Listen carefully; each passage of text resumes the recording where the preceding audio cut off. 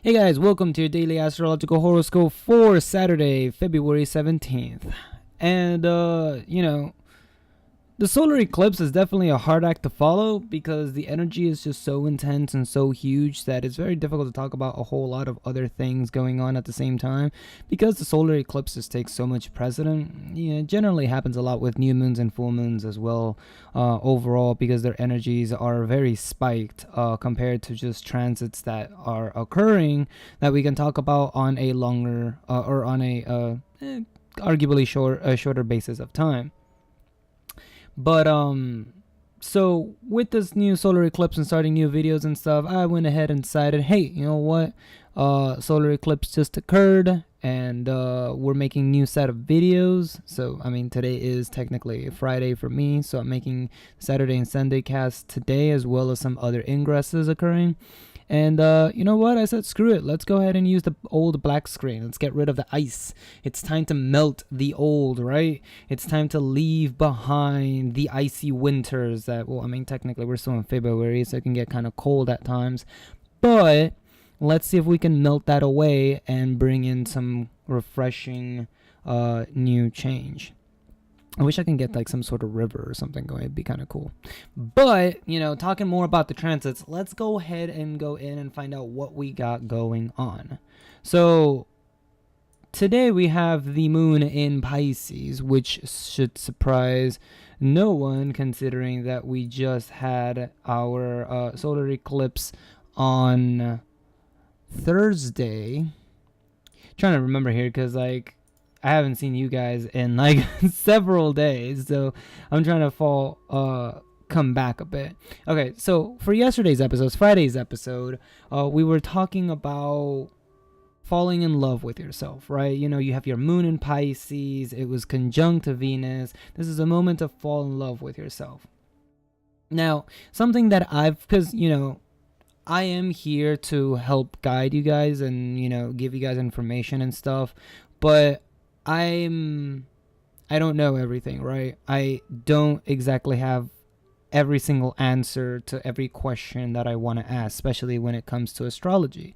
And so I too am a evolving student, having a lot of sixth house and Sagittarius energy. I tend to be one who learns through experience. So the more videos I put out for you guys, the more I do research, the more I find out about things, the better I'm able to connect with higher powers, and the more I am able to ultimately learn of the same transits that I am trying to keep you guys up to date on.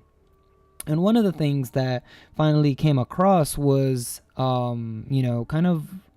it's kind of self-explanatory, yet at the same time, it's something that I somehow very much overlooked, which is the concept of higher vibrations versus lower vibrations. And obviously we use this a lot when it comes to, are you acting in a high mood where you're good, strong, stable and stuff, or are you acting in a lower mood in which you're unstable, you're freaking out, you're not getting things done properly, or maybe you're not moving in the direction you're supposed to be.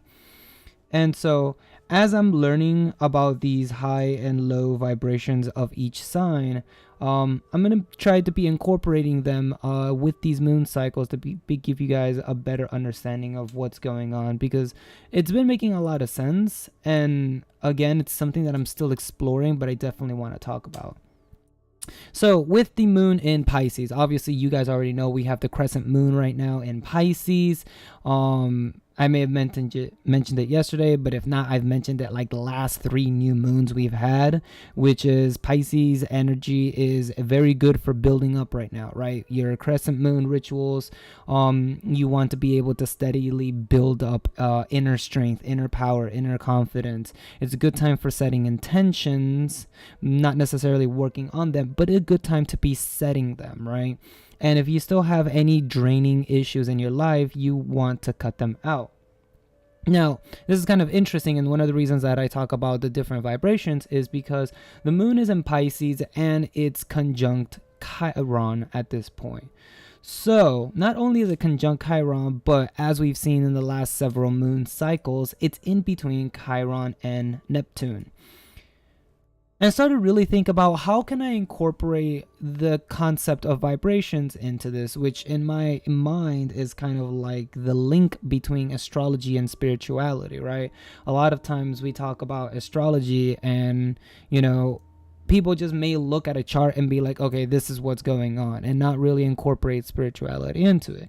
For me, I feel like talking about vibrations kind of begins conceptualizing the ideas of spirituality with astrology.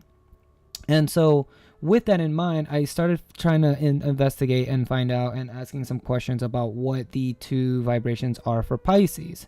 And so, as you may expect, we've spoken about Pisces quite before, and we're going to be doing so quite a bit because we have several placements that are about to ingress into Pisces, not just the moon transiting through here, but Pisces is very much lower version of Pisces is very indulgent, very escapism, wants to just go and run into their fantasies. Oftentimes does this through drugs or other ways that gives them that high that pulls them out of reality. Because again, they're the opposite sign of Virgo, which is reality. And so the lower vibration of Pisces is very much about escapism. It's very much, I don't want to be here. I don't want to understand this. I don't want to take responsibilities. I don't care about all of this stuff. Whereas the higher vibration of Pisces is more like oneness and connectiveness and being one with the spirits, one with higher power, one with the universal forces around us, as well as our connection with our collective, with the rest of the human race. So having the moon transit this time period while we're having our crescent moon in between these two signs really kind of lets me know that the moon is taking a look at the lower vibration of Pisces at the moment, whereas when we started Pisces, we were hopefully on our higher vibration and really wanting to connect with other people, which is Venus. But coming towards Chiron and Neptune, this is more of a what can we sacrifice, Neptune? What can we sacrifice as far as our lower vibrations go, right? Because our lower vibrations are what's causing us a lot of pain, a lot of suffering, a lot of things that we need to overcome, a lot of things that we need to heal through. And so the moon here is really trying to put a spotlight during this transit of what can we do to be able to heal our lower vibrations that we have within us in regards to where Chiron is in our charts in, of course, the sign of Pisces.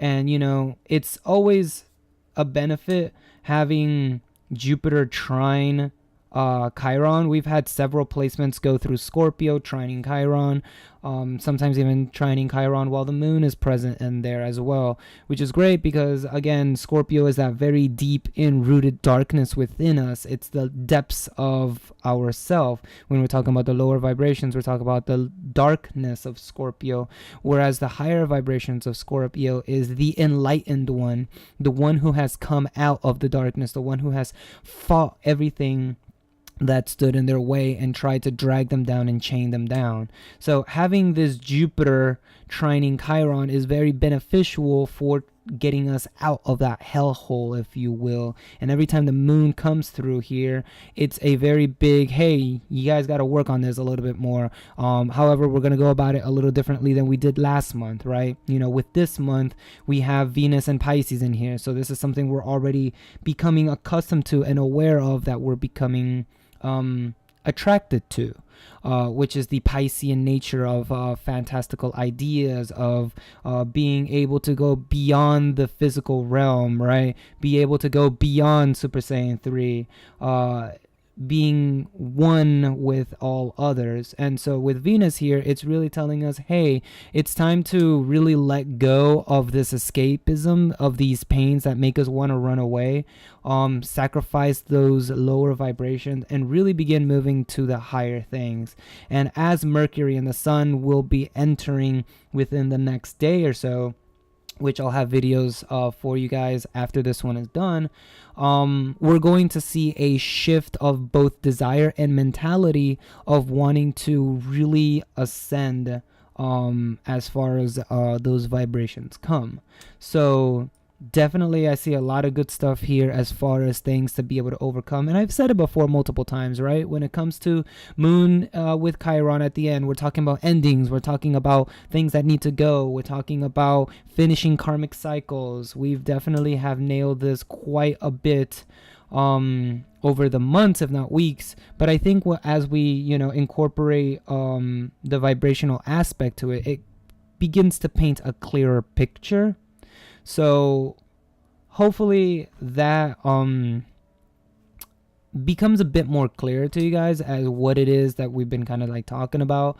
And again, as I learn more about vibrations and stuff, I will definitely continue to implement them with our signs, also how we can make the best of them depending on what our moon cycle is at the moment. So that's pretty much it for today, guys. It's already taken 10 minutes. I kind of again want to introduce the concept of vibrations to you all. We'll be back in, well, just a couple moments for me as I go ahead and make the ingress videos for Mercury and Sun. Thank you all so much for your support and viewership. I seen that you guys been nailing that full moon lunar eclipse in Leo. That is like the wrong picture. I'll make sure to get that updated. But you know, the full moon in Aquarius. So full moon, new moon in Aquarius. Wow, I need to fix my tabs on tabs. But thank you all so much for you guys for your support. I'll catch you guys later. Have a good one. Thanks for watching. Peace.